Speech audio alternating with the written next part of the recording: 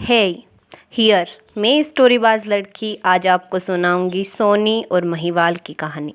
आपने प्रेम कहानियाँ तो कई देखी होगी, सुनी भी होगी, मगर सोनी और महिवाल की कहानी सबसे हटकर और सबसे अलग थी। यह बात काफ़ी पुरानी है। पंजाब में चिनाब नदी के तट पर बसे एक गांव में एक कुम्हार रहता था। उसके घर एक प्यारी सी बेटी हुई जिसका नाम उसने सोहनी रखा। सोहनी अपने नाम के अनुसार ही बेहद खूबसूरत थी। वहीं दूसरी तरफ एक मुग़ल व्यापारी के यहाँ बेटा हुआ जिसका नाम रखा गया इज्जत बेग। इज्जत बेग बड़ा हुआ, उसके साथ ही उसमें घुमक्कड़ प्रवृत्ति जन्म लेने लगी। वह घूमने का बड़ा शौकीन था। उसने अपने पिता से अनुमति ली और वह देश भ्रमण पर निकल पड़ा। दिल्ली से लाहौर और लाहौर से वह गुजरात गया। उसके बाद वह पहुंचा चिनाब नदी के किनारे। एक दिन वह उस कुम्हार के यहाँ बर्तन देखने गया और उसी दिन उसने कुम्हार के यहाँ सोहनी को देखा। सोहनी को देखा तो बस देखता ही रह गया। नज़रें सोहनी के चेहरे पर ही ठहर गई। सोहनी के प्यार में वह सब कुछ भूलकर उनके यहाँ पशुओं को चराने की नौकरी करने लगा।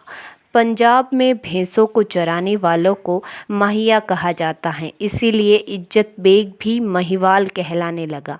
महिवाल भी कम खूबसूरत न था। इधर सोहनी के दिल में भी हलचल होने लगी थी। आखिरकार दोनों की मुलाकात मोहब्बत में बदल गई। मगर एक दिन उनकी इस प्रेम कहानी के बारे में सोहनी की माँ को पता चल गया। उसने जब सोहनी को डांट लगाई तो सोहनी ने सारा सच उगल दिया। उसने बताया कि महिवाल उसके लिए भैंसों को चराने लग गया है। उसने अपनी माँ से यह तक कहा कि अगर उसे महिवाल न मिला तो वह अपनी जान दे देगी, मगर उसकी माँ ने गुस्से में उसकी एक न सुनी।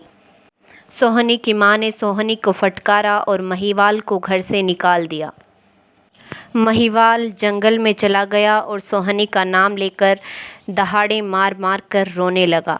इधर सोहनी भी महिवाल के प्यार में कम पागल न थी। वह दिन रात महिवाल के लिए रोया करती थी, मगर उसकी माँ और पिता ने गुस्से में आकर सोहनी की शादी कर दी। सोहनी की शादी के बाद भी सोहनी अपने पति को कबूल न कर सकी और दिन रात महिवाल की यादों में खोई रहती।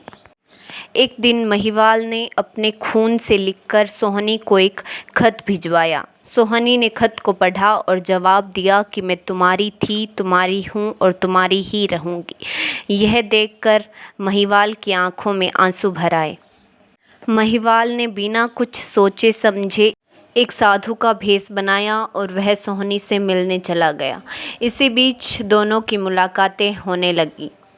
सोहनी मिट्टी के घड़े पर बैठकर चिनाब के एक किनारे से दूसरे किनारे आती और दोनों घंटों तक प्रेम मग्न होकर बैठे रहते, बातें करते। मगर यहाँ उनकी मुसीबतें कम न हुई। इसी बीच सोहनी की भाभी को सोहनी की इस कांड के बारे में पता लग गया। सोहनी की भाभी ने गुस्से में आकर मिट्टी का पक्का घड़ा बदलकर उसकी जगह मिट्टी का कच्चा घड़ा रख दिया। सोहनी को यह बात मालूम तो चल गई, लेकिन वह महिवाल से मिलने की ललक में खुद को रोक न पाई और कच्चा घड़ा लेकर ही चिनाब नदी में कूद पड़ी। मगर यह उसकी सबसे बड़ी भूल थी। कच्चा घड़ा बीच मझधार में ही टूट गया और सोहनी पानी में डूब गई। इधर महिवाल घंटों बैठकर सोहनी का इंतज़ार करता रहा।